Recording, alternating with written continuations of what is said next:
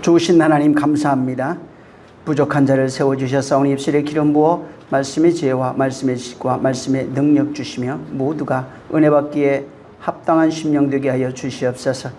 그저 종교적 그런 의식과 종교적 율례, 종교적 법도에 얽매이는 자가 아니라 주께서 우리에게 자유케 하시는 복음을 주셔서 자유하라 하셨으나 모든 이들이 정말 세상에 속하고 육체에 속하며 또 율례와 법도에 속하여 의식 아래 종노릇하고 있는, 율법 아래 종노릇하고 있는 우리의 인생들을 깨워 오직 하나님의 말씀으로 말미암아 생명된 자, 자유된 자들이 되어줄 수 있도록 우리를 축복해 주시옵소서. 이 시간 말씀이 저들의 신비에 새겨지는 역사를 경험하게 하시고 신비에 새겨지는 것이 무엇인지 알고 그 새겨짐을 인하여 진실로 내 안에 하나님의 그 자비하심과 국률이 여기심을 있는 것을 알고 진실로 그 국률을 경험한 자로서 하나님 나라 되어진 것을 본인이 증거하고 나타내어지기에 부족함이 없도록 역사해 주시옵소서.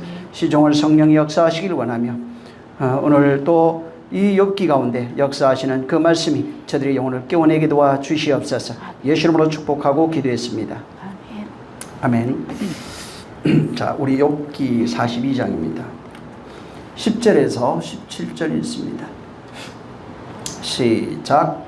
욥이 그 것들을 위하여 빌매 여호와께서 욥의 공경을 돌이키시고 욥에게 그전 소유보다 갑절이나 주신지라. 이에 그의 모든 형제와 자매와 및 전에 알던 자들이 다 와서 그 집에 와서 그와 함께 식물을 먹고 여호와께서 그에게 내리신 모든 재앙에 대하여 그를 위하여 슬퍼하며 위로하고 각각 금 한 조각과 금고리 하나씩 주었더라. 여호와께서 욥의 모년에 복을 주사 처음 복보다 더하게 하시니 그가 양 14,000과 약대 6,000과 소 1,000겨리와 암나귀 1,000을 두었고 또 아들 7과 딸 3을 낳았으며 그가 첫째 딸은 여미마라 이름하였고 둘째 딸은 구시아라 이름하였고 셋째 딸은 게렌합북이라 이름하였으며 전국 중에 욥의 딸들처럼 아리따운 여자가 없었더라. 그 아비가 그들에게 그 오브라비처럼 산업을 주었더라. 그 후에 욥이 140년을 살며 아들과 손자 4대를 보았고 나이 늙고 기한이 차서 죽었더라. 또 말씀을 드리지만은 보통 욥기에 대해서 어떻게 인지를 하고 있냐면은 오늘날 신학도 마찬가지입니다. 이 욥기를 보고 얘기하는 것이 이것은 인간에게 닥치는 그런 불행, 환난, 고난, 저주 같은 이런 문제, 이런 문제를 해결하는 책이라고 이렇게 생각들을 하고 있습니다. 그래서 이제 욥처럼 환난이 있고 고난이 있고 비록 그런 어려움이 닥칠지라도 믿음을 잃지 아니하고 잘 견디면은 종말에는 하나님이 복을 주시는 그런 책이다라고 생각해서 환난을 이겨라, 또 견뎌라, 그 다음에 욥처럼 그런 믿음을 포기하지 말라라고 하는 권면을 하기도 하는 겁니다. 그렇다고 해서 그것이 잘못됐는가라고 한다면 그렇지는 않습니다. 이것은 표면적, 욥기에 기록되어 있는 그런 표면적인 내용을 보고 말하는 것입니다. 문제는 그렇게 얘기를 하면은 욥기가 말하고 싶은 그 내용, 이면적인 내용을 이해할 수가 없는 겁니다. 이 욥기는 욥이라고 하는 사람을 등장시켜서 욥을 통해서 하나님께서 이끌어 가시는 하나님의 그 구원의 역사가 어떻게 펼쳐지고 있는지에 대한 내용을 담고 있는 겁니다. 그래서 욥기를 보면서 표면적으로 고난, 환난, 핍박, 또 투쟁, 믿음을 포기하지 않는 이런 것들만 보면 안 되는 겁니다. 내용을 그러면 볼 수가 없는 겁니다. 또 전에도 말씀드린 것처럼 잘못 이해하게 되면 하나님은 인과응보의 하나님으로 인식이 되어서 행위에 따라서 복을 주시기도 하고 저주한다고 하는 그런 내용을 가질 수밖에 없는 겁니다. 이 성경에는 하나님의 절대 주권이 있어요. 그 다음에 하나님께서 베푸시는 일방적 은혜라고 하는 것이 있습니다. 근데 여기에 하나님의 절대 주권과 그 다음에 하나님의 일방적으로 베푸시기 위해서 펼쳐내시는 구속사가 있는데 이것을 대적하는 인간들의 모습을 거기에 담고 있는 겁니다. 그래서 욥을 등장시키고 욥이 까닭 없이 어려움과 고난을 당한 이유를 여기에 설명하고 있는데 욥은 그 내용을 알지 못해요. 그래서 끊임없이 독백과 기도했다고 나오고 그 환난을 누가 주셨냐면은 욥기 1장에도 마찬가지로 하나님이 주셨다고 돼 있고 이 42장 11절에도 이것을 하나님이 주셨다고 그랬어요.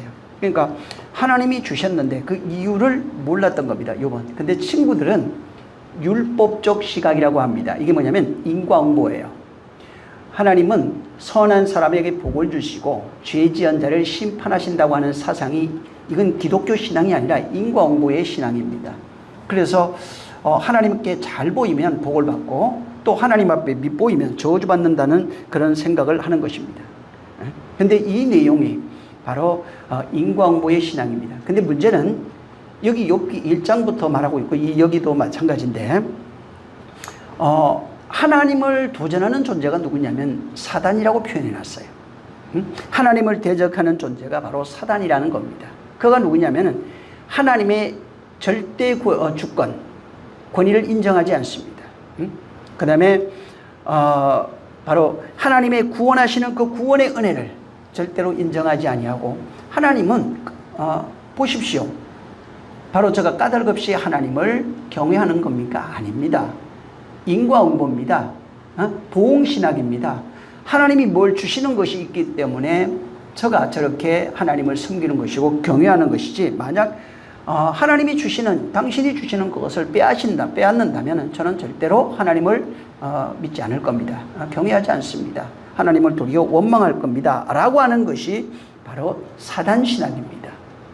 그래서 이 욥도 욥에게 이 본문에 창세기 욥기 1장 2장 여기에도 마찬가지로 욥이 까닭 없이 하나님을 경외하지 않습니다. 이건 인간은 다 그렇습니다. 욥은 절대로 하나님을 까닭 없이 경외하는 자가 아닙니다. 욥이 그렇게 하나님을 경외하는 이유가 그에게 보상심리가 있다는 거예요. 하나님을 향한 보상심리. 그래서 제사 드리면서 하나님 잘 되길 바라고 열심히 하면서 뭐가 잘 되고 오늘날 기독교인들이 똑같죠. 보상심리입니다. 내가 이렇게 하면 복을 주시고 건강 주시고 돈도 주시고 자식도 잘 되고 이게 보상심리예요. 이걸 사단이 고소한 겁니다. 오늘날 이것이 고소됐다면 아마 놀랄 겁니다. 왜 그러냐면 하나님 보십시오. 욥이 까닭 없이 한 것이 아닙니다. 오늘날 성도들이 그렇잖아요. 까닭 없이 하나님을 은혜를 알고 하나님이 구속하시는 그 내용의 절대 주권과 그분의 구속사적 의도를 깨달아서 그 은혜 안에 들어가는 것보다는 전부 다 보상심리입니다. 사단이 이것을 바로 고발한 겁니다. 그러면서 하나님을 대적했어요. 아닙니다. 하나님이 지금 착각하는 겁니다. 하나님이 그렇게 해주시니까 저 사람들이 하나님 당신 의지하고 그렇게 섬기는 거지. 한번 해보십시오. 뺏어보십시오. 안 됩니다. 라고 말하는 겁니다. 그래서 욥기 1장 9절에 이제 사단이 하나님께 욥이 까닭 없이 이유 없이 하나님을 경외하겠습니까? 절대로 경외하지 않습니다. 라고 하는 겁니다. 그래서 사단 시각이라고 하는 건데 이 사단의 시각은 하나님을 인간들이 경외하는 이유는 이제 욥을 들어서 얘기한 겁니다. 욥이 경외하는 이유는 하나님이 주시는 어떤 보상이 있기 때문에 이렇게 경외하는 것입니다. 라고 정의를 한 겁니다. 보상이 없으면 안 합니다. 보상이 있기 때문에 저렇게 하나님을 경외하는 겁니다. 이런 사상을 가리켜서 보응신학이라고 합니다. 하나님을 섬기고 예비하고 의지하는 이유가 보상 때문에 그런 겁니다. 라고 하는 것이 보응신학이고 이것이 가장 잘 설명하고 나타낸 바로 존재가 여기 지금 욥을 핍박했던 그 친구 중에 하나인 엘리바스입니다. 그래서 엘리바스 신학이라고 하는 것이 바로 보응신학입니다. 까닭 없이 하는 것이 아니다. 그래서 욥을 보고 네가 저주받은 이유, 고난받는 이유가 뭔가 너는 알지 못해도 죄가 있을 것이다. 네가 뭔가 하나님께 잘못한 것이 있을 것이다 라고 이렇게 얘기한 겁니다. 세 친구가 동일해요. 그래서 까닭 없이 그렇게 했을 리가 없다. 이유가 있다. 이유가 뭔지 아느냐? 네가 몰라도 분명히 죄가 있을 것이다. 어떤 악행이 있을 것이다 라고 이렇게 권면한 겁니다. 그래서 너는 회개해야 돼. 그러면은 회개하면은 너를 하나님이 구원해 주실 거야. 요새도 똑같죠. 네가 죄인이야. 너는 회개하면 구원해 내실 거야. 응? 회개가 뭘 회개해야 되는지, 왜 성경에 죄라고 하는 것을 써놨는지, 도대체 또 회개는 뭔지, 죄를 나열하고 내가 뭔가 잘못했습니다 라고 하면 회개라고 알고 있습니다. 회개는 그렇지 않아요. 회개를 들어가 보면은 돌이키게 돼 있어요. 돌이키다, 회복되다, 돌아오다 이런 뜻이에요. 응? 완전히 돌이켜진 상태, 은혜 안에 들어와 있는 상태, 하나님의 뜻이 거기 이루어진 상태, 이게 회개예요. 죄를 나열하는 게 아니고. 근데 오늘날 죄를 나열하면 하나님 용서한 줄 알잖아요. 왜? 그렇게 배웠으니까. 죄를 나열하는 것은 회개가 아닙니다. 그분의 은혜로 돌아가지 아니하면 그분이 베푸시는 은혜입니다. 절대 주권을 인정하고 그분의 구속사적 그 은혜의 펼쳐내심 속에 들어가지 않으면 결국은 회개한 적이 없는 사람이 되는 겁니다. 이 지금 세 친구가 끊임없이 반복적으로 얘기하는 것은 네가 무엇인가 잘못한 것이 있을 거야. 한번 생각해봐라. 몰라도 그냥 회개해. 그래서 알지 못하는 죄도 회개하라. 오늘도 그렇게 기도하잖아요. 알지 못하는 죄라도 회개한다면 하나님이 너그러워서서 너를 아마 용서해 주실 거야. 이 고통에서 건져내실 거야 라고 하는 것입니다.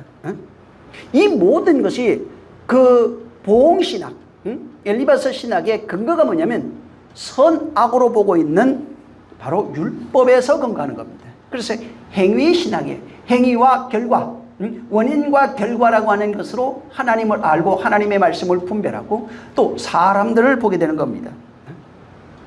그래서 항상 행위와 결과, 그 결과를 보고 원인을 찾는 겁니다. 그래서 결과를 보니까 네가 죄진 거야. 이 사람이 이렇게 된 것이 그 사람의 죄든지 부모의 죄일 거야. 이런 식으로 정의하게 되는 겁니다. 그래서 이런 율법적 두 개로 선악으로 보고 하나님을 섬기는 보응신앙, 보응신앙 같은 이런 행위와 결과라고 하는 이 사상으로 하나님 앞에 있는 자는 하나님께서 우리에게 일방적으로 사랑하시고 일방적으로 은혜 베푸시고 그가 절대 주권을 가지고 우리에게 베푸시는 은혜에 대해서 인정하지 않는 사람과 똑같은 겁니다. 바로 어떤 행위를 했기 때문에 하나님이 은혜 베푸는 것이 아니에요. 그래서 은혜를 얘기를 할 때 장로교에서 뭐라고 얘기합니까? 그 칼빈이 절대 거부할 수 없는 은혜, 바로 인간의 의지가 전혀 없는 그 은혜 맞거든요. 그게 인간의 의지가 조금 더 없는 것이 은혜예요.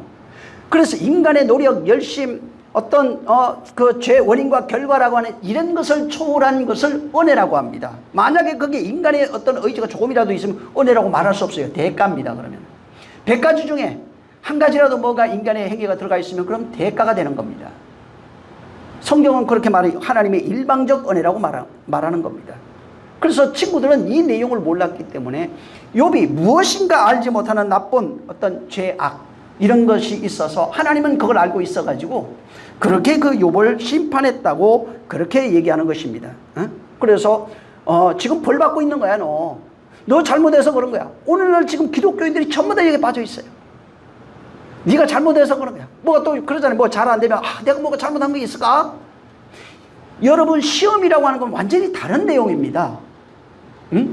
시험은 무엇을 주기 위해서 하는 테스트예요. 율법이 하는 행위는 뭐냐면 율법은 고소하는 거 맞습니다. 죄를 까발리는 게 율법이에요. 그리고 심판하는 게 율법이에요. 정죄하는 게 율법이에요. 정의하는 게 율법이에요. 그래서 죄를 까발려서 죄인이다 하고 너는 죄인이므로 고로 너는 사망 아래 있다. 죽었다. 이렇게 정의하는 거예요. 그게 바로 율법입니다. 근데 오늘날 그 시각을 가지고 선악으로 보는 시각을 가지고 있으면 어떻게 되냐면 자기의 모든 행위를 선악으로 봐요. 여기는 은혜가 없어요. 이스라엘 부르심도 은혜입니다. 죄인을 부르시는 거 다 은혜입니다. 절대 은혜입니다. 근데 여기에 인간의 어떤 대가가 있어야 되냐고요. 죄인 나오라 한 것이 은혜예요. 율법 아래 살아가는, 하나님 없이 살아가는 그 자체가 바로 죄라고요. 하나님을 알지 못하는 그것이 죄고, 하나님 없이 스스로 판단하고 생각하고 스스로 결정해서 선악으로 보고 있는 모든 것이 죄라고요.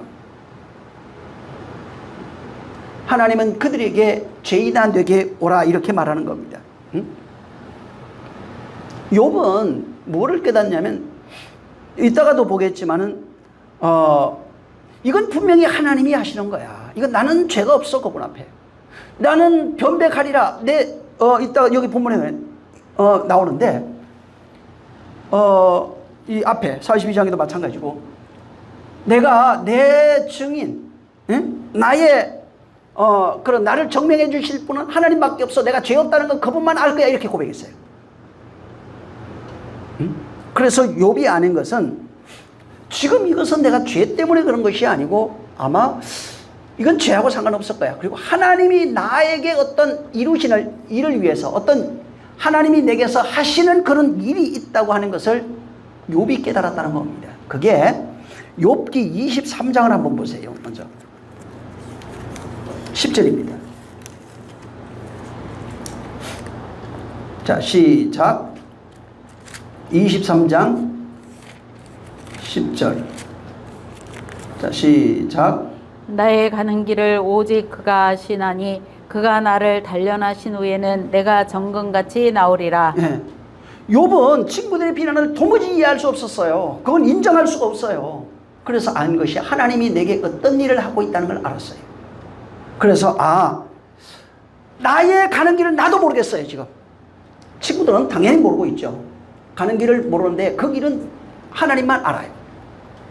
내가 가는 길은 하나님만 알아요. 그리고 그 끝은 그분이 지금 이 고난과 환난을 통해서 나를 단련하고 있다는 것과, 그 다음에 끝은 그 단련을 통해서 나오는 것은 점검같이 나오리라. 그래서 점검 들어가면 전부 다 믿음과 연결이 되어 있어요. 하나님이 원하는 그런 믿음을 가진 자로 나오는 이것이 하나님이 하시는 일일 거야 라고 욥이 고백하는 것입니다. 그래서 욥은 이것은 내가 어떤 죄의 문제가 아니고 하나님이 내게서 내 인생 가운데서 욥의 일생이라고 하는 것은 인간의 일생을 그대로 담아놓은 겁니다. 예수 그리스도의 일생을 그대로 또한 담아놓은 거예요. 그래서 이 일생 가운데서 내가 이 고난을 통해서 하나님이 원하시는 것은 점검같이 나오게 하시려고 하는 의도가 있다고 하는 그 내용을 담고 있다는 겁니다. 그래서 그분이 하시려고 하는 것은 나를 만들어 가신다는 겁니다. 그래서 원문으로 보면 이게 좀 더 정확하게 나와요. 어떻게 돼 있냐면 표준 세번역하고 공동번역 이런 데 있죠. 여기도 보면 잘 번역이 돼 있는데 표준 세번역에 보면 똑같은 말이 뭐냐면, 하나님은 내가 발 한 번 옮기는 것을 다 알고 계실 터이니 나를 시험해 보시면 내게 흠이 없다는 것을 아실 수 있으리만, 고백하는 거예요. 나 흠 없는 거야. 하나님이 알고 있을 거야. 공동번역에는 그런데도 그는 나의 발걸음을 낱낱이 아시나니 털고 또 털어도 나는 순금같이 깨끗하다. 내가 죄가 없다는 거예요. 이거는 뭔가 하나님이 하시려고 하는 어떤 그런 내용이 있다는 겁니다. 자, 보세요. 욥의 친구들은 욥이 범죄에서 그렇다는 거예요. 그들이 본 시각은 선악이에요. 결과로 보니까 결과는 고난입니다. 지금 환난 당하고 있어요. 그럼 원인이 뭘까? 이건 죄라고 그러는 거예요. 그래서 하나님을 심판하는 분이라니까 죄를 하나님이 심판해서 이렇게 이 결과라고 하는 고난을 당하고 있다고 이렇게 표현한 겁니다. 근데 욥은 그렇게 본 것이 아니라, 나는 털어도 하나님 앞에 죄 지은 것이 없어. 다만 내가 아는 것은 내가 죄 때문에 이런 일이 일어나는 것이 아니고 하나님이 아시는, 그가 펼쳐내시는 구속사의 어떤 은혜, 그분의 은혜의 내용이 내게서 펼쳐지고 있다는 겁니다. 그래서 친구들의 말을 절대로 인정하지 않습니다. 이건 죄가 아니야. 하나님이 아시는 어떤 일이 있을 거야. 하나님이 보시는 그런 것들이 있을 거야 라고 말하는 겁니다. 그래서 이 고난이 행위의 결과가 아니라는 겁니다. 이건 행위의 결과가 아니에요. 9장 보세요. 욥기 9장.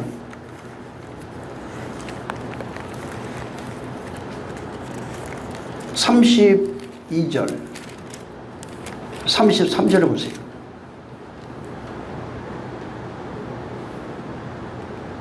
32절 9장 32절 33절 시작.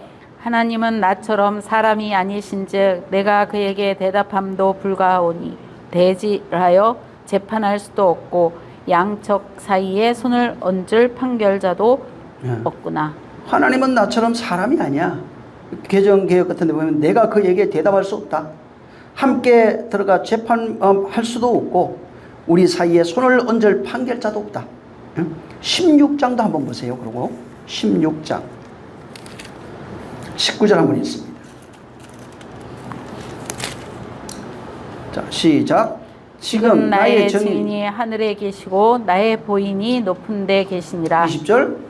나의 친구는 나를 조롱하나 내 눈은 하나님을 향하여 눈물을 흘리고. 예. 하나님은 나처럼 사람이 아니기 때문에 내가 아까 말한 것처럼 난 대답할 수가 없어. 하나님이 아시는 거야. 이거는 난 대답할 수가 없어. 내가 그러고 하나님 앞에 재판할 수가 없어요. 왜? 사람이면 가겠는데 방법이 없어요. 그래서 지금 친구들하고 논쟁하고 있는데 우리 사이에 판결할 자가 없구나. 누가 옳은지 그런지를 얘기해 줄 수가 없다고 말한 겁니다. 아까 9장에는. 근데 16장 19절에는 다시 보면 여기 19절 20절에 여기 지금 개혁 개정에 어떻게 설명해 놨냐면 나의 증인이 하늘에 있고 계시고 나의 중보자가 높은 데 계시며 나의 친구는 나를 조롱하나 내 눈은 하나님을 향하여 눈물을 흘리나이다. 하나님이 내 증인입니다. 하나님이 내 변호사입니다. 내가 죄 없는 거 아시지 않습니까? 라고 고백하고 있는 거예요. 응? 그래서 지금 욥의 고통당하는 이 문제에 대해서 욥이 원하는 것은 중보자를 찾고 있는 겁니다. 9장에도 중보자를 찾고 있어요. 응? 근데 뭐라고 해요? 하나님이 나의 중보자입니다. 응? 오직 주께서 나의 중보자입니다. 나의 증인입니다. 라고 얘기하는 겁니다. 결국은 중보자가 없으면 이 답을 얻을 수가 없다는 거예요. 신약으로 얘기를 한다면 그리스도가 없다면 예수 그리스도가 없으면 그냥 인간의 어떤 행위의 결과를 율법 아래 행위의 결과라는 거기에 보응신학에 빠질 수밖에 없는 겁니다. 근데 중보자가 있으니까 내가 죄 없는 걸 당신이 아십니다. 당신이 나의 증인이십니다. 라고 말하는 겁니다. 그래서 성경에 보면 중보자 누굽니까? 예수 그리스도. 요한복음 14장 15장 16 거기면 보혜사라고 나왔어요. 중보자가. 그래서 요한은 뭐라고 설명하냐면 중보자가 누군 줄 알아? 보혜사야. 보혜사야. 위로자야. 이렇게 얘기했어요. 거기 성경으로 안 돼 있어요. 보혜사야. 위로자야. 이렇게 얘기했어요. 그 중보자야. 그 요한은 그분이 중보자야. 그걸 거룩한 영이라고 그래서 성령으로 이제 붙였어요. 사도행전 같은데 전부 다. 자, 근데 성경은 중보자가 예수 그리스도야. 요한은 그분이 보혜사야 이렇게 해요. 중보자가 누구라고요? 바울도 얘기했어요. 우리의 하늘에 우리의 중보자가 계시니 하나님 우편에 앉아 계시다. 그는 예수 그리스도다 이렇게 얘기했어요. 요한은 그분이 보혜사야, 위로자야, 증거자야 이렇게 얘기했어요. 그만이 우리의 중보자, 우리의 죄를 물으시는 게 아니에요.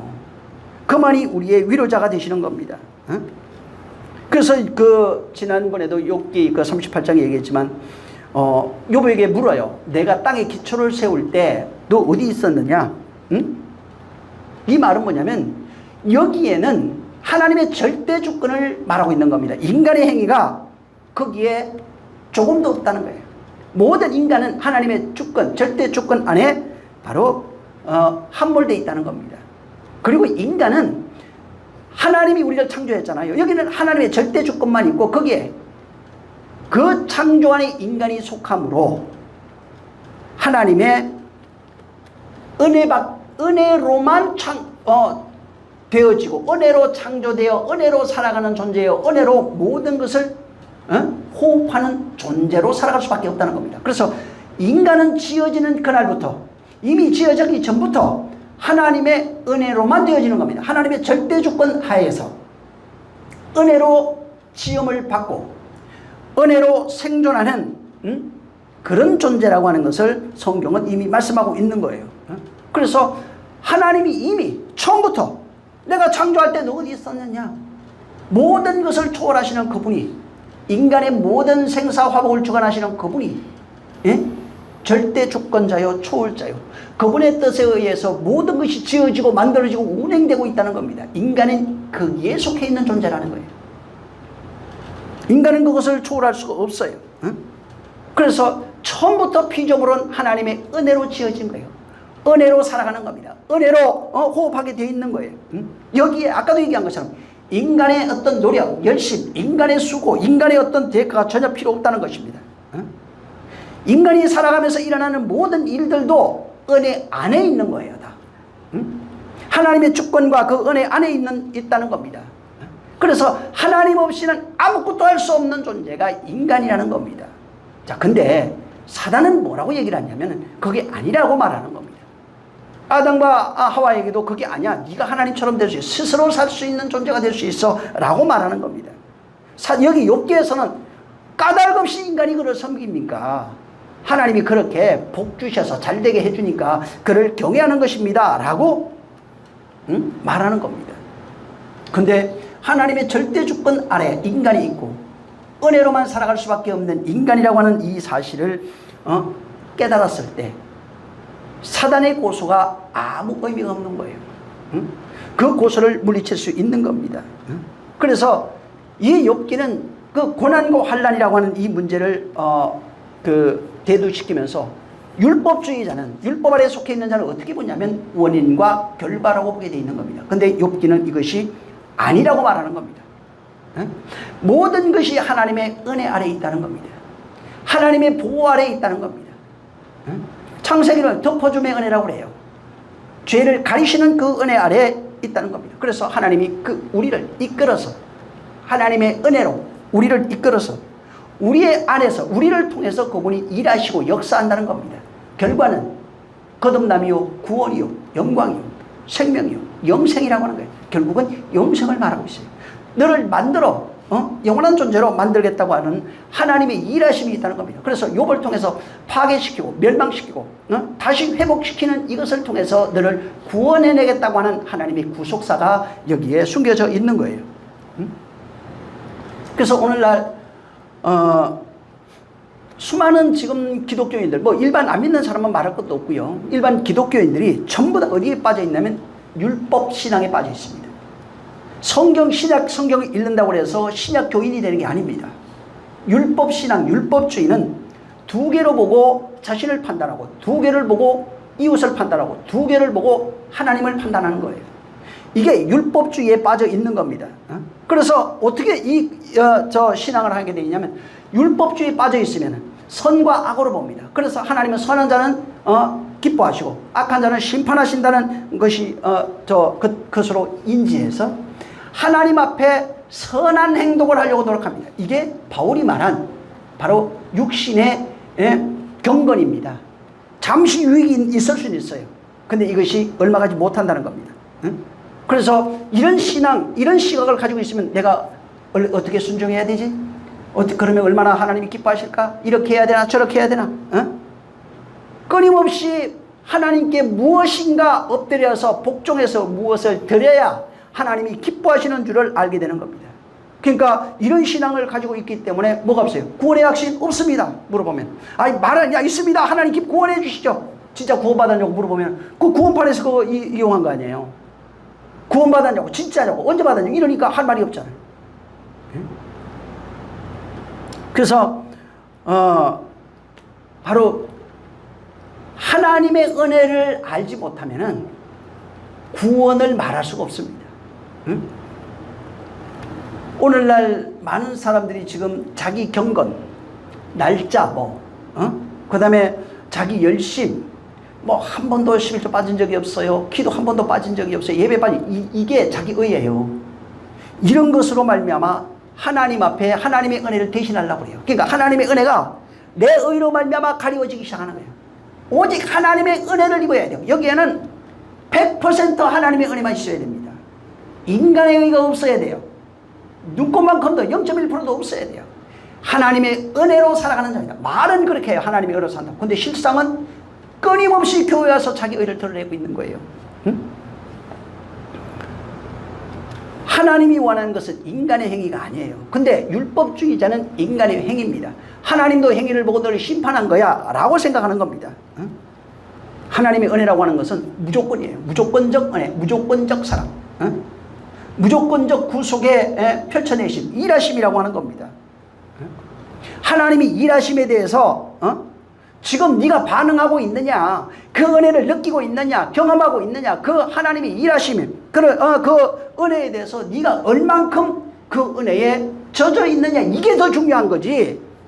이것이 정말 중요한 거예요. 근데 이거 하나님의 은혜에 대해서 반응하지 못해요.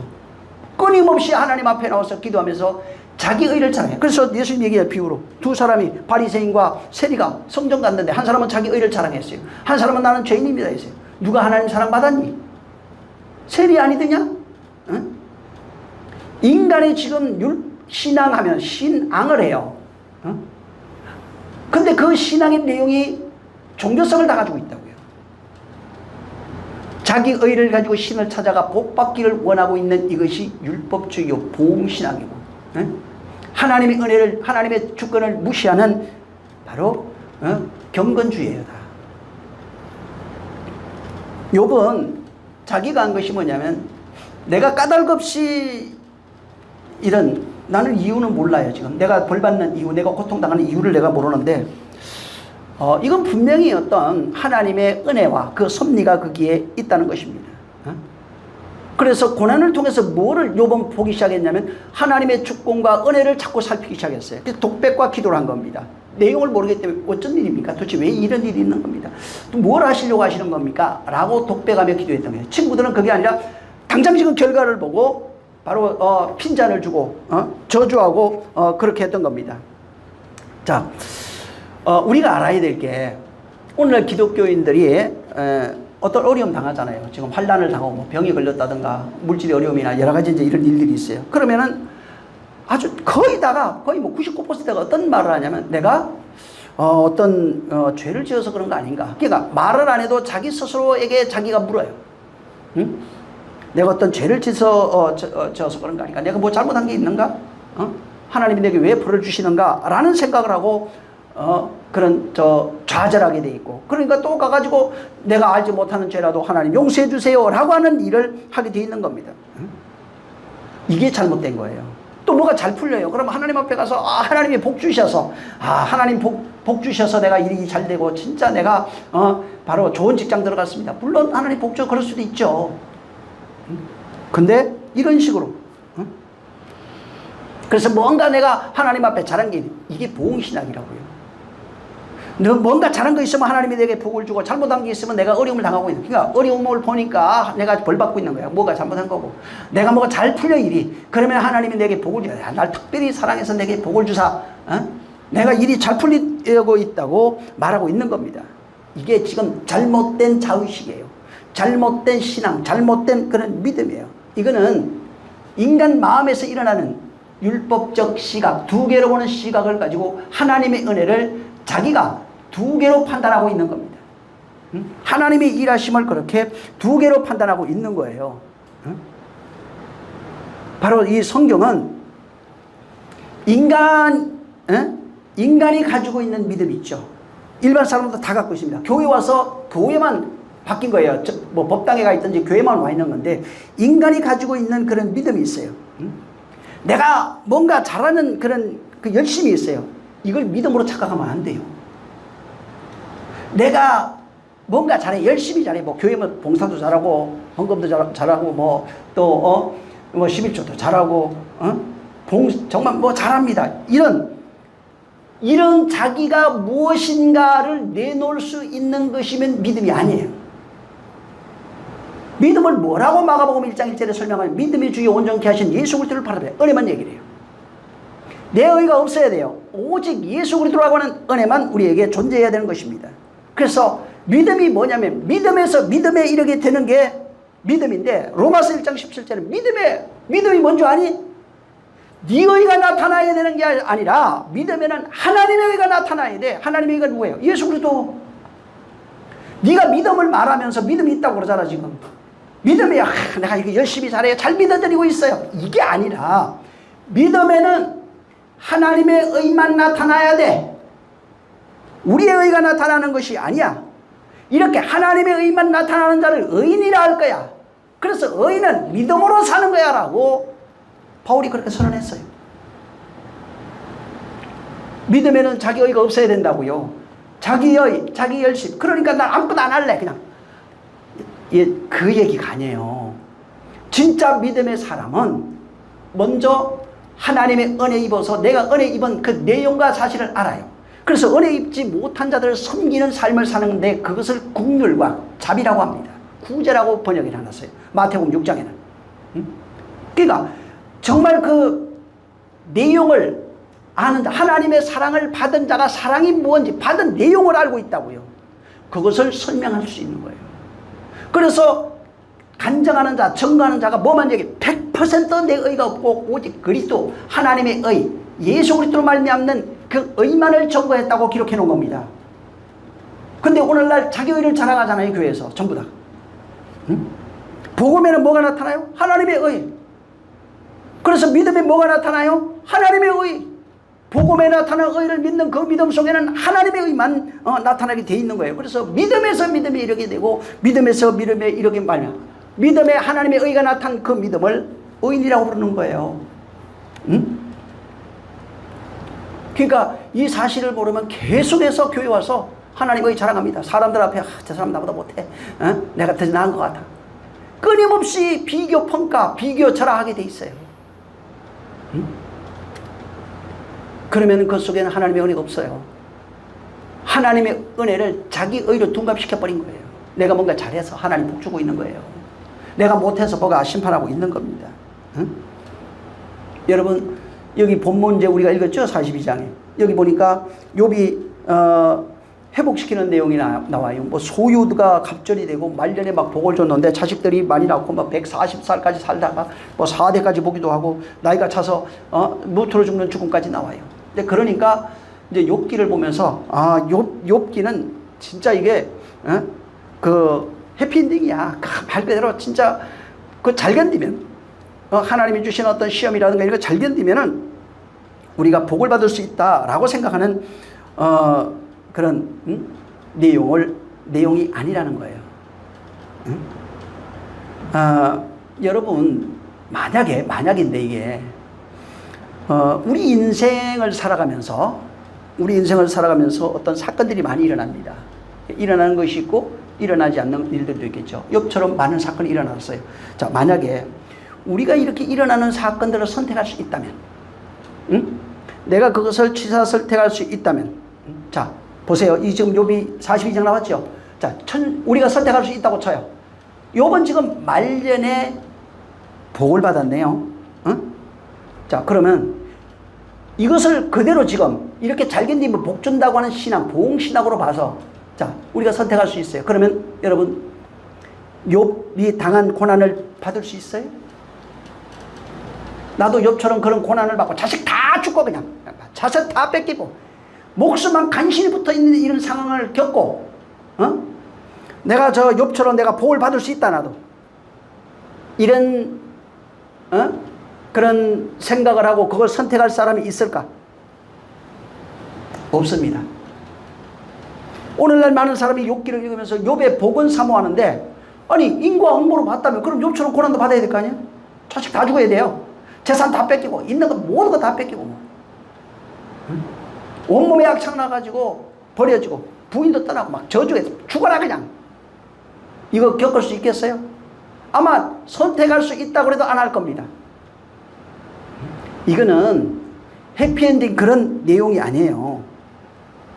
42장을 표면적으로 보게 되면은 진짜 잘 견디니까 복 좋네 이렇게 봅니다. 근데 이제 여러분 10절부터 우리가 읽었잖아요. 여러분 10절부터 나중에 한번 천천히 읽어보시기 바랍니다. 그가 기도할 때 기도라고 하는 들어가면 팔날인데 이게 중지하다 기도하다 뭐 이런 거예요. 개입하다 이런 거예요. 기도할 때. 그다음에 공경이라고 하는 거 셰부트라고 하는 단어인데 이거는 포로 상태를 말합니다. 포로. 그 다음에 사로잡혀 있다, 뭐 포로 이런 거예요. 그래서 사로잡히고 포로 상태에 잡혀 있는 상태에서 나오는 거예요. 샤바라고 하는 단어인데 이 샤바트 이렇게 됩니다. 여기에서 유리가 됐어요. 그러니까 나중에 한번 이런 것들을 여기 또 내리신 뭐 재앙 11절 여기 보면 여기 있어요. 그 다음에 슬퍼하고 위로하고 12절에 가면 욥의 말년에 욥이 처음보다 더 큰 복을 받고 이런 내용들을 찾아보면은 이게 그런 의미, 그냥 표면적으로 보여지는 그런 게 아니고 다른 의미인 것을 우리가 발견할 수 있습니다. 17절에도 보면 욥이 늙어 나이가 차서 죽더라 하는 내용도 한번 좀 꼼꼼히, 그냥 뭐 한글 성경 옛날에 그랬어요. 세상에서 제일 좋은 성경, 정확한 성경, 개혁 한글이라고. 아니거든요, 그거. 개혁 개정 때문에 막 싸웠잖아요, 또. 다 문제가 있어요. 뭐 킹제임스 하는 분들도 또 킹제임스만 가장 무고하다고. 아닙니다. 킹제임스도 틀린 게 많아요. 원본이 뭐예요, 그럼? 성경 사본만 있잖아요. 원본이 없어요. 근데 원본이 있어요. 원본이 뭐예요? 성령이 원본이에요. 원본이 우리 안에 계시면은, 그분이 말씀하시면은 그 원본이 우리 안에서 펼쳐지고 있는 거예요. 사본을 통해서 원본이 조명되고 있는 겁니다. 그러니까 좀 더 이렇게 찾아보고 확인하고 하는 것이 좀 필요합니다. 자, 10절에 보면 이전에 소유보다 갑절을 주셨다 이렇게 돼 있어요. 근데 그 이전 소유보다 갑절이라는 단어가 미시네 이런 뜻입니다. 미시네 이게 뭐냐면 두 배 혹은 두 번째 이런 뜻이에요. 미시네라고 하는 게 두 배 혹은 두 번째 이런 겁니다. 쉽게 말하면 그 여호와께서 욥에게 두 배로 주셨다 혹은 둘로 풍성하게 하셨다 이런 뜻이에요. 둘로 풍성하게 하셨다. 그 다음에 두 배로 이런 뜻으로 이제 그 번역을 해놓은 겁니다. 이거를 잘못 이해하면은 그냥 문자로 보면 어떻게 되면 그냥 표면적으로 보면 자신의 소유가 두 배로 늘어졌다 이런 의미가 돼요. 이 의미가 아니에요. 이 의미가 그냥 두 배가 늘어났다 재산이 이런 의미가 아니라 욥에게 두 배로 혹은 둘로 풍성하게 하셨다 이겁니다. 그래서 성경에 그러면 두 배가 봐야 될 거 아니에요. 두 배, 혹은 둘이라고 하는 이것이 있어요. 이게 뭐냐면 둘은 하늘과 땅을 얘기를 합니다. 쉔이라고 하는 거예요. 둘이 짝이 돼야 되는 것을 말하고 있어요. 그래서 이 둘 이런 것은 전부 다 보면 땅과 하늘이 하나 돼서 하늘 되는 얘기예요. 빛과 어둠이 하나 돼서 바로 빛이 되는 내용이에요. 그리스도와 우리가 하나 돼서 어둠과 빛, 그리스도와 우리가 하나 돼서 바로 하나 되는 얘기를 말하고 있는 겁니다. 그래서 둘은 이 땅의 것이 아니라 하늘의 것으로 완성되는 내용이에요. 전부 다. 하나님으로 말미암아 하늘에서 임하는 그런 하나님의 은혜, 은총 이런 것들을 상징합니다. 그래서 성경의 둘이라고 하는 것은 하나로만 이 세상에 있는 것이 아니에요. 하나일 때는 완성을 하는 표현으로 되어 있어요. 이것은 하나님께 쓰여져요. 전부 다. 알레프가 전부 다 그런 의미예요. 그 둘은 짝이라는 의미예요. 쉔이라고 해서 짝 이렇게 되어 있습니다. 근데 두 배 전부 다 이게 뭐냐면 땅의 것을 하늘의 걸로 만드는 내용이에요. 둘이 하나 되는 내용으로 되어 있는 겁니다. 그래서 이 12절에도 보면은 여호와께서 욥의 모년에 이렇게 되어 있는데 이 모년이 말년이라는 뜻입니다. 욥의 말년에 처음보다 더 복을 주셨다 이렇게 되어 있어요. 욥의 말년에 복을 주셨는데 처음보다 복을 더하게 하셨다 이렇게 되어 있죠. 그래서 욥의 말년도 들어가 보면은 욤 아하리트라고 하는 단어입니다. 이것은 마지막 날 혹은 끝날 이런 거예요. 바로 이 마지막 날 끝날은 신약 성경이 어떻게 번역이 되고 있냐면 이게 세상 끝날 혹은 종말로 되어 있습니다. 또 이렇게 얘기를 하면 사람들은 어느 날 뭐 지구가 멸망할 이렇게 생각하는데 그게 아니에요. 종말 들어가면 전부 다 성령이 오시는 그때부터 종말이에요. 세상이 파괴되는 그때를 종말이라고 합니다. 근데 세상이라고 하는 단어를 들어가 보면 전부 다 사람으로 나와요. 땅 이렇게 나와요. 땅들아 노래하라. 이게 전부 다 사람이에요. 세상 하니까 이 세상 이렇게 얘기를 하는 게 아니라 세상된 우리를 율법 아래 살아가고 있는 우리를 상징합니다. 그 세상이 파괴되는 그때를 종말 끝날 이렇게 얘기하는 겁니다. 그래서 그때 뭐라고 되어 있어요? 파괴될 때, 세상이 파괴될 때 예수님이 뭐라고 해요? 제자에 끝까지 견디는 자는 구원하는데요. 그게 뭐예요? 옛사람이 죽을 때 죽음이 없으면 부활도 없어요. 그래서 같이 죽어야 돼요. 옛사람이 우리의 옛사람은 십자가에서 같이 죽는 거예요. 그래서 바울은 예수님은 성전을 헐라 이렇게 얘기했고, 바울은 옛사람이 죽어야 되고 새 사람이 되어야 된다 이렇게 얘기한 겁니다. 그걸 끝날이라고 그래요. 그게 세상 파괴예요. 응? 성령, 근데 그 끝날은 언제 와요? 성령이 오셔야 되는 거예요. 인간은 스스로 죽을 수가 없어요. 예수 그리스도 십자가 죽음으로 말미암아 이제 성령에 의해서 우리가 그와 하나로 죽을 수 있는 그런 방법이 생긴 겁니다. 응? 그래서 끝까지 견딘다. 그 하나님의 믿음과 사랑을 지켜라. 이게 뭐라고 그랬어요? 끝까지 견뎌라. 옛사람 죽을 때까지. 응? 완전히 파괴될 때까지 그렇게 견디라는 거예요. 그래서 끝이 히브리어로 욤 아하리트라고 하는 단어를 써놨어요. 욤 아하리트. 그래서 이게 끝까지 견디는 것, 이게 끝까지 사랑하는 거예요. 요한복음 13장 1절에 예수님이 얘기해요. 유월절 전에 예수께서 자기가 세상을 떠나 아버지께로 돌아가실 때가 이런 줄 아시고 세상에서 있는 자기의 사람들을 사랑하시되 끝까지 사랑하시리라 이거예요. 끝까지 사랑하는 거예요. 끝까지 그 안에 거하는 겁니다. 예수님은 예수님 사랑을 뭐라고 하죠? 세상에 있는 사람, 자기의 사람들을 끝까지 사랑했다고 나와요. 이게 끝까지 사랑이 뭐예요? 죽는 순간까지 이렇게 생각하잖아요. 그러니까 죽을 때까지 사랑했다. 뭐 그게 없는 건 아니에요, 전혀. 죽을 때까지 사랑하셨다 그런 뉘앙스가 있으니까. 이거는 예수님이 지금 죽는 순간까지도 사랑하셨다 이 말입니다. 이미 자기의 사람들을 과거로부터 이미 사랑하셨다 이렇게 돼 있어요. 그러니까 죽을 때까지 이게 그냥 그때까지만 사랑했다 이 얘기가 아니에요. 이게 잘못하면은 예수님 죽을 때까지만 사랑했다 이렇게 된다고요. 뉘앙스가 그러니까 죽기까지 사랑하셨다 그게 아니라 이미 자기의 사람들을 사랑하시는데 죽는 순간까지도 사랑하신 거예요. 과거로부터 죽는 순간까지 그렇게 사랑하신 거예요. 이것을 끝까지 사랑이라고 그래서 에이스 텔레오 아가파오라고 하는 단어를 써놨어요. 에이스 텔레오 아가파오. 요 단어는 뭐냐면 어떤 목적을 담고 어느 곳을 향하는 그런 향하는 의미를 가지고 있는 게 지금 에이스 텔레오 아가포라고 하는 단어예요. 어떤 목적을 가지고 무엇을 향하여 라고 하는 어떤 것을 향해서 이렇게 한 거예요. 그 내용을 가지고 끝까지 사랑하셨다 이 얘기예요. 그래서 끝까지 사랑하는 그 내용을 담고 있다는 거예요. 에이스 텔레오가 가지고 있어요.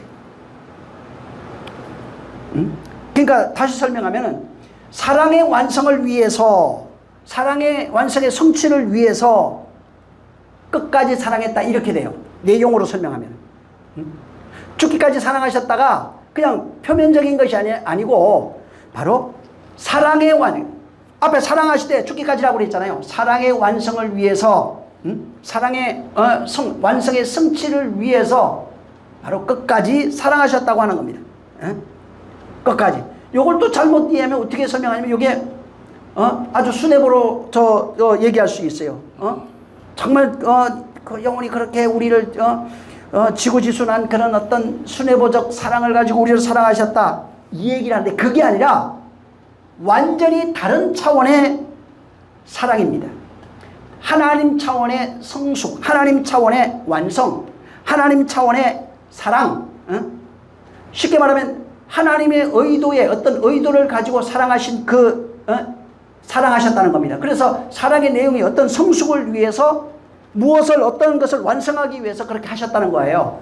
그래서 끝까지 사랑하셨다는 게 어떤 게 감정을 말하는 게 아니라 그분이 그렇게 사랑하시면서 죽기까지 십자가에 죽으면서 어떤 목적이 있다고요. 그게 그렇게 사랑하시는 목적이 있다고요. 그 목적을 이루기 위한 사랑이라고요. 어떤 행동이라고요. 그래서 하나님이 작정하신 어떤 목적을 위해서 완전히 이건 이 땅에 있는 것이 아니라 다른 차원에 있는 어떤 성숙, 성장, 완성을 위한 목적으로 그렇게 끝까지 사랑하셨다고요. 죽기까지도 사랑하셨다고요. 죽음도 그래서 사랑이에요. 십자가가 바로 사랑인 겁니다. 그래서 여기도 예수님이 이 세상에 있는 자기의 사람들을 사랑하신다. 이게 사랑하신다 이 말은 이 세상이라고 하는 그런 그 내용이 있어요. 율법이에요. 이게 율법이라고 하는 어떤 내용이 있어요. 이 세상에서 펼쳐내는 율법이 있어요. 율법을 잘못 이해하면 그게 악한 거 선악으로 보는데 그게 아니라 바울도 얘기했지만 율법은 선하고 거룩하고 사랑이고 온전한 거예요. 율법을 사랑이라고 분명히 선언했어요. 율법은 사랑이 하나님 사랑, 이웃 사랑입니다. 그게 강령이에요. 근데 율법을 못하니까 율법을 뭘로 알았으면 두려운 법으로 알았다는 거예요. 종의 법으로 영으로 알았다는 겁니다. 그래서 근데 이것을 통해 율법이라고 하는 이 세계, 펼쳐놓은 세계가 있어요. 그리고 이 세상에 말씀이 육신되어 오셔서 그가 이루시기어 십자가에 죽기까지 했던 모든 것이 뭐냐면 끝까지 사랑하신 내용이에요. 사랑의 완성을 위해서 그렇게 했다는 겁니다. 다른 말로 진리를 완성하기 위해서, 생명을 완성하기 위해서, 영생을 완성하기 위해서. 어디에서 완성되는 겁니까? 몸밖에 아니라 그분이 완성하신 목적은 어떤 대상이 있는 거예요. 그 대상을 통해서 무엇을 완성해내시려고 하시는 겁니다. 그게 끝까지 사랑이에요. 그래서 밖에서 하는 것들은 의미가 없어요. 우리하고. 그가 자기의 사람들을 사랑하셨다는 것은 우리라고요. 우리에게서 당신의 사랑이 완성돼야 되는 거예요. 당신이 하신 모든 말씀이 완성되고 생명이 완성되고 영생이 완성되는 겁니다. 그래서 요 완성되는 이 의미가 텔로스라고 하는 단어 안에 포함되어 있는 거예요. 그 안에서 바로 완성하시겠다고 하는 그런 내용이 있는 겁니다. 마태복음 13장 49절에 보면은 그 무슨 말씀이냐? 세상 끝에도 이러하리라. 천사들이 와서 의인 중에서 악인을 갈라내리라 이렇게 돼요. 이제 구별한다고 되어 있어요. 자, 여기 세상 끝이 나와요. 여기 이게 아까도 얘기했지만 세상 끝은 물리적 세상 끝이 아닙니다. 이거 물리적 세상 끝을 말하는 게 아니에요. 호코스모스 텔로스라고 되어 있어요. 그 세상의 완성 성취를 말하고 있어요. 호코스모스 텔로스는 그 세상의 완성 성취예요. 저기 세상 끝이라니까 뭐가 어떤 막 정말 지구가 핵전쟁 나가지고 멸망, 그게 아닙니다. 세상 끝에도 이래하리라 할 때 그게 아니에요. 호코스모스 텔로스, 이 세상의 완성 성취, 이것을 위해서 천사가 온다는 거예요. 그래서 이게 지금 이 세상은 율법의 세상이라고 합니다. 이걸 코스모스라고 해요. 코스모스는 율법이 질서정연하게 펼쳐져 있는 세계가 바로 이 코스모스예요. 율법의 세상, 그러니까 율법으로 주어진 이 세상에서 하나님은 당신의 백성이 있어요. 당신의 백성을 어떻게 만드시냐면 진리로 완성하신다는 겁니다. 그걸 사랑이라고 한 거예요. 끝까지 사랑해요. 당신의 사람들을 어떻게 만드냐면 율법의 세상 안에 있는 모든 사람들 중에서 당신의 백성, 당신의 사람, 당신의 아들을 어떻게 만드냐면 진리로 만든다고요. 진리로 완성한다고요. 어떤 자에게? 그래서 나를 믿는 자에게. 그 안에서 그가 역사하는 거예요. 이게 뭐냐면 구약에 가면은 그 남은 자 사상이 있어요. 남은 자가 구원 얻는다고 하는 것이 있어요. 그래서 구원을, 남은 자 사상이 뭐냐면 남은 자를 구원하신다고 하는 그 사상을 말합니다. 그 남은 자에게 구원 주시는 내용이에요. 이사야서 10장 20절부터 22절에 보면 21절에 남은 자, 곧 야곱의 남은 자가 능하신 하나님께로 돌아오며 이렇게 되어 있어요. 이 남은 자가 셰아르라고 하는 단어예요. 이 남은 자는 전부 다 구원을 예표하고 있어요. 그래서 셰아르, 이게 쓰여지는 것도 보면 그 노아홍수 때 방주 있죠. 그 방주에서 구원받은 자를 남은 자라고 표현했어요. 창세기 7장 23절에 보면은 방주에서 있던 자들만 남았더라 했을 때 요게 셰아르예요. 셰아르가 그러니까 남은 자예요. 이게 누구냐면 남은 자는 구원받은 자라는 뜻이에요. 그래서 구약에는 남은 자 사상이 여기저기 나타나는데 전부 다 남은 자는 구원받은 자를 의미합니다. 하나님의 은혜로, 일방적 은혜로 구원받은 자를 말하는 겁니다. 근데 이렇게 이 셰아르라고 하는 이 동의어가 남은 자 사상이라고 하는, 남은 자가 구원받는다는 이 동의어, 셰아르인데 이 셰아르의 동의어가 아까 얘기했던 바로 아하리트라고 한다는 거예요. 욥의 말년이라고 써놨어요. 이걸 아하리트. 끝날, 결말, 종말 때, 마지막 때 이거예요. 셰아르와 동의어예요. 이게 구원이에요. 전부 다. 끝날은 구원, 완성되는 날, 구원받는 날, 성취되는 날, 이런 겁니다. 그래서 욥기 42장 12절에 여호와께서 욥의 말년에 할 때 그 말년이 바로 아하리트라고 되어 있어요. 이 단어는 여기저기 나오는데 이사야 2장 2절에도 말이래 할 때 그 말이라고 하는 게 아하리트예요. 이거는 전부 다 아하리트는 뭐냐면 구원을 담고 있다고요. 하나님의 어떤 목적을 위해서 성취하시려고 하는 목적을 위해서 그 의도를 가지고 쓴 단어가 이 아하리트, 셰아르라고 하는 단어입니다. 미가서 4장 1절에도 끝날에 할 때 이 끝이 아하리트예요. 그래서 여기 이사야 22장에 말일에 여호와의 전에 산에서 모든 산 꼭대기에 굳게 설 것이요 모든 산 작은 산은 산 위에 뛰어나리니 만민이 거리로 들어와요. 그러니까 전부 다 뭐냐면 말일에 끝날에 하나님의 어떤 목적이 성취됐어요. 끝까지 사랑하신 내용이에요. 그게 끝까지 사랑하시니까 어떤 내용이 성취돼 가지고 여호와께 돌아왔다고요. 구원이에요 다. 미가서 4장 1절로 끝날에 이런 여호와의 전에 산들이 산 꼭대기에 굳게 서서 작은 산들 위에 뛰어나고 민족들이 거리로 몰려갈 것입니다. 전부 다 구원이에요. 응? 이게 끝나고 그러니까 전부 다 어떻게 생각하냐면 이거를 정말 막 지구가 터지고 그러니까 잘못하면은 성경에 새가 나와요. 두 새가 있어요. 독수리도 두 개인데 하나는 시체 죽음이 있는 곳에 새가 난다는 독수리가 있어요. 이거는 하나는 하나님의 영광을 나타내는 독수리가 있어요. 새가 있는데 새는 어떻게 성경에 써있냐면 원래는 하나님의 양식, 하늘에 있는 양식을 물어다가 우리에게 전달하는 존재로서 새가 드러나 있어요. 독수리, 하나님의 영광을 나타내는 이 독수리는 하나님을 만나서 그에게서 하늘의 양식을 우리에게 전달하는 새입니다. 이 독수리, 이 새는 전부 다 누구를 상징하냐면 제사장입니다. 그래서 하나님을 만나서 이스라엘 백성에게 나와서 구원을 선포하는 이 새예요. 근데 하나님을 만나지 못한 새가 있어요. 이건 뭐냐면 죽음이 나는 새라고 그랬어요. 이거는 하늘에 있는 것을 자기가 양식을 갖지 못하고 땅에 있는 것을 가지고 죽은 자, 그러니까 하늘의 것이 와야 사는데 전부 다 죽은 자들, 그들에게 만족하는 율례와 법도 행위로서 종교성을 가르쳐요. 율법을 진리로 말하고 있다고요. 하늘의 것이 없어요. 그래서 그가 자기도 천국에 들어가지 못하고 천국에 들어가는 자를 가로막는 자라고 그랬어요. 이들이 뭐냐면 시체를 뜯어먹는 있는 자라고요. 자기도 죽고 그 말을 듣고 살아가는 그들도 죽은 거예요. 그래서 죽음이 있는 곳에 시체가 나는 새가 있는 거예요. 자, 그래서 그건데 전부 다 내용을 모르면은 전부 다 어느 날 종말이 끝나니까 그날이 구원받는다고. 아니, 오늘 구원받았다며. 근데 뭐 또 구원받아요, 왜? 응? 예수님이 오셨어요? 나중에 공중에 오신다며. 지금 오시면 도대체 뭐예요? 응? 그러니까 진리를 모르면은 허망한 것을 쫓을 수밖에 없는 겁니다. 그래서 구약에서 말하는 이게 저 마지막 날, 말년, 끝날, 말일 이런 게 있어요. 이건 전부 다 어떤 의미를 가지고 있냐면 하나님의 언약이 이루어지는 그때예요. 하나님의 뜻이 성취되는 그때예요. 이것을 이스라엘이 회복되는 날로 돼 있어요.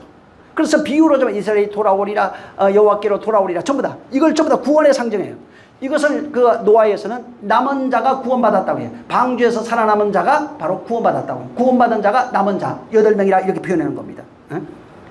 그래서 마지막이라고 하는 개념은 그냥 끝이라고 하는 개념이 아니라 구원이라고 하는 개념, 완성이라고 하는 개념, 신약으로 얘기하면 부활이라는 개념으로 설명되고 있는 겁니다. 끝날에 성령이 오시면 부활해요. 응? 끝날에는 세상이 망해요. 이 세상이 뭐예요? 마음이 세상이에요. 이거는 영원한 세상이라고요. 보이는 것은 아무것도 아니에요. 이거는 이 세상이, 마음 세상이 이게 더 문제예요. 이게 더 악하고 더럽고 추하고 도무지 볼 수가 없어요. 이 지진과 번개, 천둥 막 별게 다 있어요.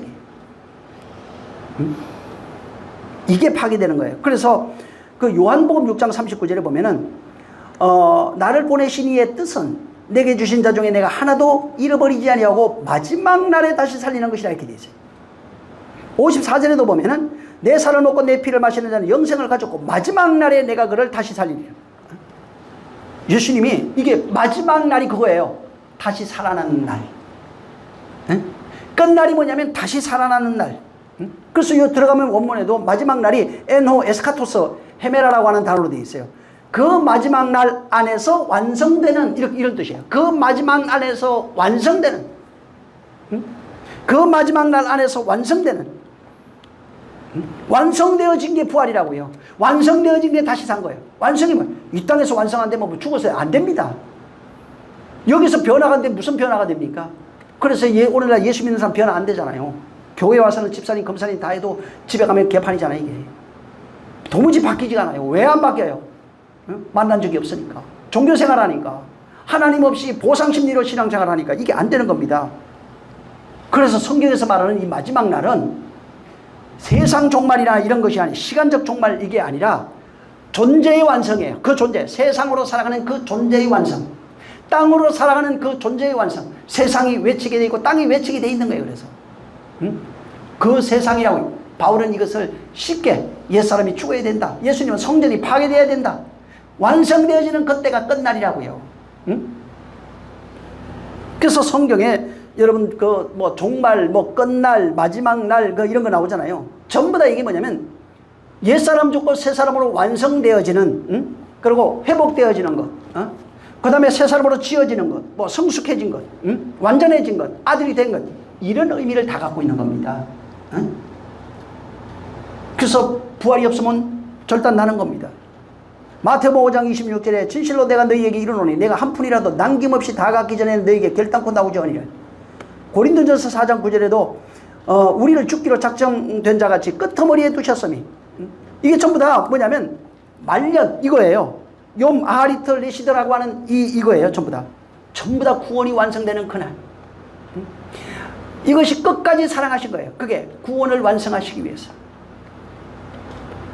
존재를 완성하시기 위해서, 생명으로 완성하시기 위해서, 그렇게 완성하시기 위해서 뭘 했다는 거예요? 사울을 세상 끝에 내뒀다는 거예요. 이게 무슨 말이냐면 바울의 인생을 통해서 복음을 완성하시는 내용을 설명하고 있는 거예요.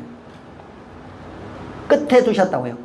하나님의 목적 아래 어떤 목적을 두고 그것을 완성하기 위해서 그렇게 만들어 가셨다는 내용입니다.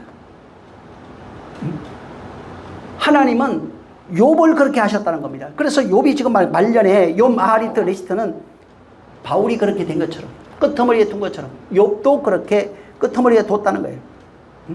이 세상, 다시 말해서 코스모스 세상이죠. 호코스모스인데 이 코스모스 세상의 끝에 두셨어요. 그리고 그의 인생을 2배의 복으로, 무슨 얘기예요? 하늘의 복으로 완성해 주시겠다는 겁니다. 욥을 끝에 두셔서 하늘의 복으로 완성하시겠다고 하는 내용이 그 안에 담겨 있어요. 이렇게 완성이 돼야 끝에 가서 바로 17절에 차서 죽는 무트라고 하는 죽음을 완성할 수 있는 겁니다. 이 하나님의 역사하심이 없으면 욥은 무트로 완성되어 죽을 수 없어요. 욥의 인생 자체, 이 욥기에 펼쳐져 있는 것은 하나님이 욥을 통해서 펼쳐내시는 구속 사역이 욥이라고 하는 그 인생을 통해서 나타난 겁니다. 그리고 그 욥은 우리를 상징하기도 하지만 예수 그리스도를 상징해요. 예수께서 죽으셨죠? 아무 이유 없이, 뜻없이 죽었어요. 무엇을 하기 위해서? 우리를 사랑하시기 위해서, 우리를 구원해내기 위해서, 끝까지 사랑하기 위해서 그렇게 죽으신 겁니다. 그래서 엘리엘이 라마 사박더니 나의 하나님 나의 어찌하여 나를 버리셨나이까? 내가 도무지 모르겠습니다. 왜 이런 고난 당해야 됩니까? 왜 죽어야 됩니까? 그런 의문으로서 표현하는 거예요. 역설로 표현한 겁니다. 하나님의 사랑이 얼마나 큰지, 이것을 통해서 저들 안에 세상을 코스모스로 살아가고 있는 자, 율법 안에서 신과 왕으로 살고 있는 자들을 완성하시기 위해서 하나님이 바로 끝까지 사랑하시는 그 끝날에 끝까지 사랑하시는 그 사랑을 보고 감탄하신 거예요. 욥은 마지막 날에 2배 하늘의 복을 받았어요. 2배의 복이에요. 그게 하늘과 하늘의 뜻으로 완성되어지는 복이에요.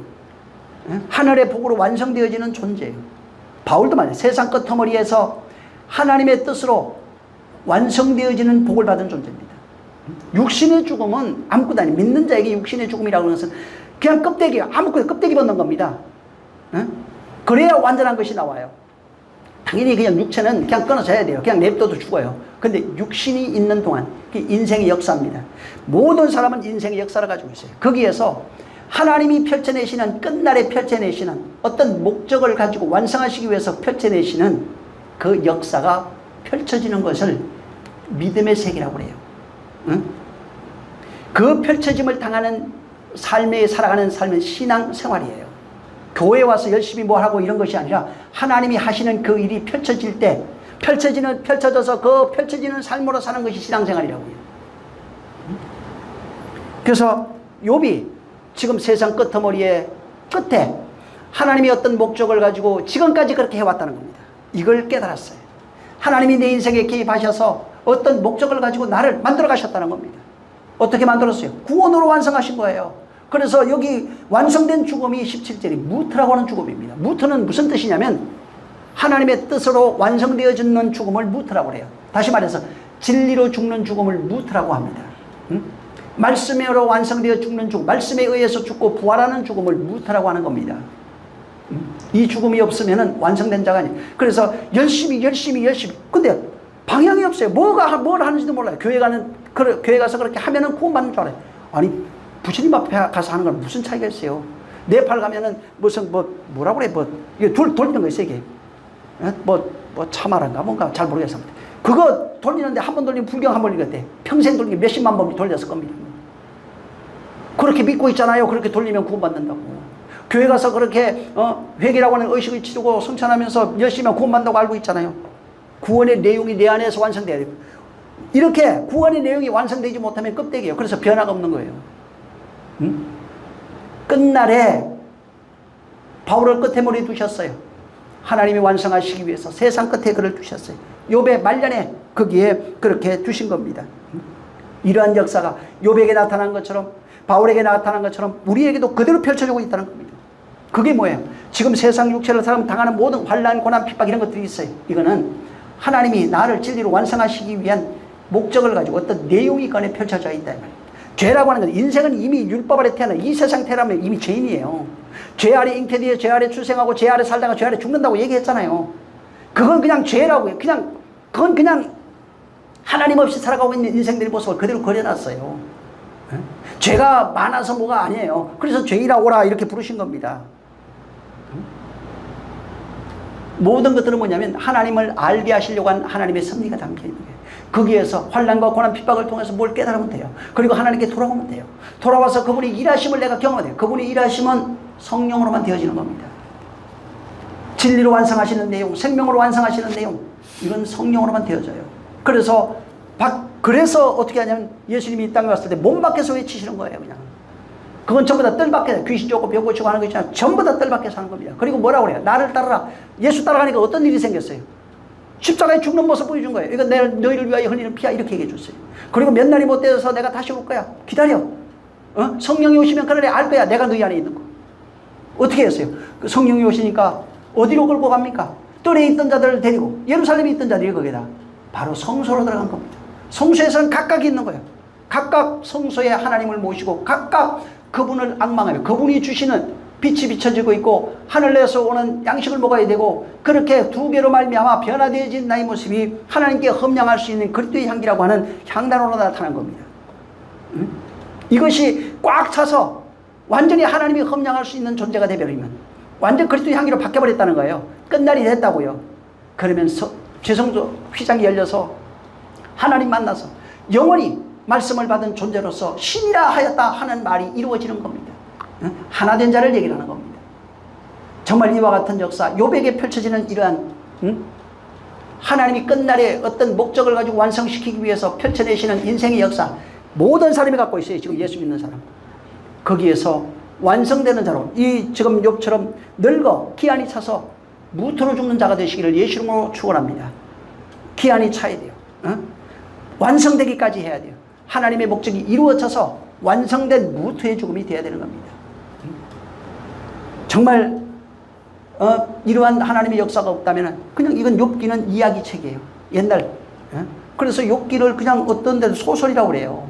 이게 진짜 있는 얘기가 아니고. 그래서 역사를 찾아보니까 이게 뭐 지명에 비슷한 건 나오는데 사실은 그 역사적 근거로 보면 이건 욥기는 거기가 아니라고 나와요. 신화다 이렇게 얘기해요. 그럼 또 저 성경을 신화라고 그랬다고 또 깔 거 아니야. 여기서 무엇을 말하고 싶은지를 알아야 되는 겁니다. 그래서 지금까지 했던 욥기, 오늘은 마지막 시간입니다. 끝인데 건너뛰고 건너뛰은 거 많아요. 그건 그냥 여러분이 읽어서 이해할 수 있는 부분들이기 때문에 그냥 천천히 보시면 됩니다. 다만 욥기를 통해서 우리에게 펼쳐내시는 하나님의 역사를 발견하고 내가 그 역사 안에 함몰돼서 결국은 하나님의 말년의 끝에 완성되어진 존재로 나오면은 하나님의 욥기를 읽었던 저와 여러분이 바로 목적을 하나님이 이루신 거예요. 그걸 우리에게 펼쳐내신 그 목적을 이루신 겁니다. 이와 같은 역사의 있기를 예수님으로 축원합니다. 기도하겠습니다. 기도할 때 주여, 이 세상, 아까 얘기한 코스모스입니다. 이 세상에서 인생의 역사 속에 당신이 나의 인생을 기입하셔서 나를, 당신의 은혜로 나를 진리로 만들어 주시옵소서. 생명된 자 되게 하시옵소서. 영생하는 자로 만들어 주시옵소서. 정말 이와 같은 역사 있게 하여 주시옵소서. 우리 기도합니다. 좋으신 하나님 감사합니다. 우리를 축복해 주셔서 하나님께서 함께 하시는 거룩하고 신령한 역사가 우리 가운데 임하기를 원합니다. 하나님 아버지, 정말 욥기를 통해서 지금까지 듣고 알았던 모든 것들이 우리의 것이 되어질 수 있도록 역사하여 주시옵소서. 우리가 지금 저주받고 환난당하는 이유는 죄의 결과가 아니라는 것, 하나님이 펼쳐내신 어떤 역사가 그 속에 담겨 있다는 것, 하나님이 하시려고 하시는 그 은혜의 구속사가 그 속에 담겨 있다는 것을 깨닫고 거기에서 하나님께서 펼치시는 그 내용을 알아서 그분의 실존을 경험하며 진실로 말년에 완성된 자로 나오는 그러한 자가 되어질 수 있도록 역사하여 주시옵소서. 결국은 옛사람 죽어 새사람 되야만, 정말 땅이 하늘 되는 그 경지를 꿰쳐야만 결국은 완성된 자가 되고 생명된 자가 돼서 영생하는 자가 될 수 있사오니 모두가 영생하는 자로 온전하여 줄 수 있도록 역사하여 주시옵소서. 성경을 율례와 법도로 읽지 않으며 역사와 문화로 읽지 않도록 역사하여 주시고 우리에게 말씀하시는 그 내용을 이 세상에 있는 글로서 문화와 풍속으로 펼쳐내셨다는 것을 알고 그 속에 담겨있는 하나님의 마음을 발견하게 도와 주시옵소서. 예수님께서 우리에게 말씀하셨던 내용들은 전부 다 비유로 하셨사오니 그 비유는 우리가 알고 있는 것이나 그 속에 있는 내용은 성령이 오셔야 해석할 수 있는 것들이오니, 그래서 성령이 오시면 내가 한 말을 생각나게 하고 기억나고 너희 가르쳐주리라 하신 그 말씀처럼 진실로 성령으로 말미암아 하나님의 말씀들, 비유와 문화와 풍습, 역사로 펼쳐져 있는 내용 속에 감춰져 있는 하나님의 마음을 알아 진리로 완성되어지는 존재 되게 하여 주시옵소서. 지금까지 하나님 함께 하시고 또 이 말씀을 들었던 심령들 큰 복 주시기를 원하며 예수님으로 축복하고 기도했습니다. 하늘에 계신 우리 아버지여, 이름이 거룩히 여김을 받으시오며 나라에 임하옵시며 뜻이 하늘에서 이룬 것 같이 땅에서도 이루어지리이다. 오늘날 우리에게 일용할 양식을 주옵시고 우리가 우리에게 죄진 자를 사하여 준 것 같이 우리 죄를 사하여 주옵시고 우리를 시험에 들게 하지 마옵시고 다만 악에서 구하옵소서. 나라와 근세와 영광이 아버지께 영원히 있사옵나이다. 아멘. 감사하신 주여, 영원한 복이 우리 영혼에 나타나게 하시고 성령의 인도하심 역사하심 있도록 우리를 축복하여 주시옵소서. 주의 평강 나타나길 원합니다. 지금까지 들었던 말씀들이 정말 욥처럼 완성된 자로 나오게 도와주시옵소서. 예수님을 기도했습니다. 자, 우리 모든 영광 하나님께 드립니다. 수고 많이 하셨습니다.